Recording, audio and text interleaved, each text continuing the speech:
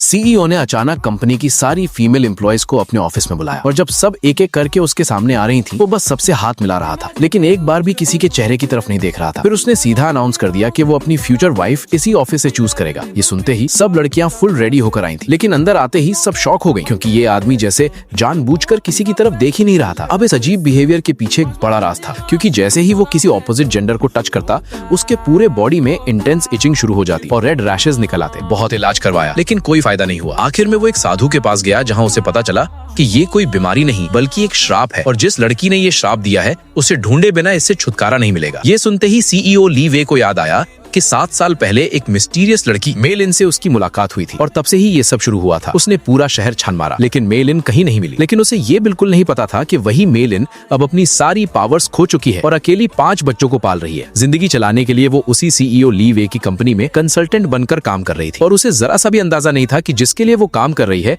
वही उसकी जिंदगी का सबसे बड़ा राज है। दूसरी तरफ ली वे ने भी उसे जानबूझकर जॉब दी थी क्योंकि उसे अंदर से फील हो रहा था कि मेल इन ही वो लड़की है जिसे वो सालों से ढूंढ रहा है। एक दिन ली वे ने उससे आंखें बंद करके उस रात को याद करने को बोला और उसी पल उसे कंफर्म हो गया कि मेल इन इसी कंपनी में है। उधर माँ की तकलीफ देखकर बच्चों ने डिसाइड किया कि वो खुद अपने पापा को ढूंढेंगे। सबसे छोटी बेटी नाफू शाह के पास अपनी माँ की तरह मैजिकल पावर्स थी और उसने तुरंत अपने पापा का लोकेशन ट्रेस करके सीधा टेलीपोर्ट होकर ऑफिस पहुंच गई। ली वे को देखते ही वो दौड़कर उससे हक करके बोली पापा, और ली वे बिल्कुल शॉक हो गया और बोला नहीं बेटा तुम गलत हो। लेकिन सबसे शॉकिंग बात ये हुई कि नाफू शाह को हक करने के बाद भी उसे कोई एलर्जी नहीं हुई। अब वो सच में कंफ्यूज हो गया था। तब नाफू शाह ने अपने सर से एक बाल तोड़ कर दिया और बोला डीएनए टेस्ट करवा लो, सब क्लियर हो जाएगा। रिपोर्ट आते ही सब सच सामने आ गया कि वो उसकी ही बेटी है। ली वे ने तुरंत ऑर्डर दिया कि मेल इन और उसकी बेटी को पूरे शहर में ढूंढो। उधर मेल इन बस में खड़ी ये सब देखकर हल्का सा मुस्कुरा रही थी क्योंकि उसे खुद नहीं पता था कि जिसे ढूंढा जा रहा है वो खुद ही है। कुछ देर बाद असिस्टेंट ने बताया कि मेल इन का एड्रेस मिल गया और ली वे बिना 1 सेकंड वेस्ट किए तुरंत निकल पड़ा और उसी वक्त मेल इन अपने बच्चों को स्कूल छोड़ने जा रही थी और फिर अचानक दोनों आमने सामने आ गए। लेकिन असली ट्विस्ट अभी बाकी है। आगे क्या होगा वो जानने के लिए चैनल को सब्सक्राइब करो,